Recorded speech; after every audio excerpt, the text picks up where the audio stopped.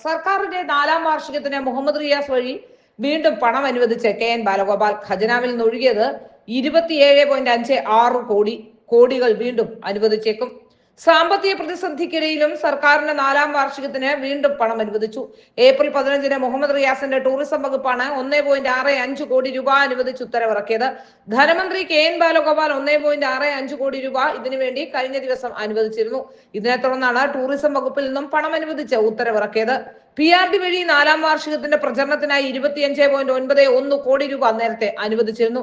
Tourism വകുപ്പിന്റെ 1.65 കോടി കൂടിയാകുമ്പോൾ 4ാം വാർഷികത്തിന് ഖജനാവിൽ നിന്നായി അനുവദിച്ച തുക 27.56 കോടിയായി ഉയർന്നു. മറ്റു വകുപ്പുകളിൽ നിന്നും പൊതുമേഖലാ സ്ഥാപനങ്ങളിൽ നിന്നും 4ാം വാർഷികത്തിനായി ലക്ഷങ്ങൾ അനുവദിക്കുന്ന ഉത്തരവ് ഉടനിറങ്ങും. കടബാധ്യത കുത്തനെ ഉയർന്ന കിഫ്ബി വഴി 4ാം വാർഷികത്തിന് കോടികൾ ഒഴുക്കാനുള്ള ഫയൽ അന്തിമഘട്ടത്തിലുമാണ്.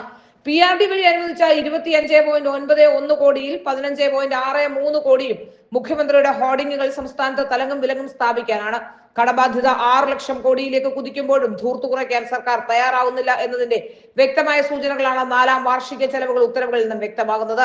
ചെലവുകൾ ഇങ്ങനെയാണ്: ഹോർഡിംഗ്സുകൾ സ്ഥാപിക്കാൻ 15.63 കോടി രൂപ, ഹോർഡിങ്ങുകളുടെ ഡിസൈൻ ചാർജ് 10 ലക്ഷം, നിലവിലുള്ള 35 ഹോർഡിംഗ്സുകളുടെ മെയിന്റനൻസ് ചാർജ് 58 ലക്ഷം, LED ഡിജിറ്റൽ വാൾ 3.3 കോടി, റെയിൽവേ ജിംഗിൾസ്, KSRTC ബസ് പരസ്യങ്ങൾ 1 കോടി, 14 ജില്ലകളിലെ തീം ഏരിയ 1.96 കോടി, ജില്ലാതല യോഗങ്ങൾക്ക് 42 ലക്ഷം, കലാ സാംസ്കാരിക പരിപാടികൾക്ക് 2.1 കോടി, ഭക്ഷണം, താമസം, വാഹന വാടക ഇനത്തിൽ 42 ലക്ഷം, ഉദ്ഘാടന സമാപന ചടങ്ങുകൾക്ക് 30 ലക്ഷം, ടൂറിസത്തിന് 1.65 കോടി.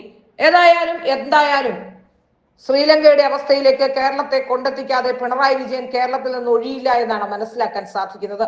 പിണറായി വിജയന്റെയും CPM-ന്റെയും ഭരണം അവസാനിക്കുമ്പോഴേക്കും കേരളം ദരിദ്ര രാജ്യമായി മാറുമെന്ന കാര്യത്തിൽ ഒരു സംശയവും വേണ്ട.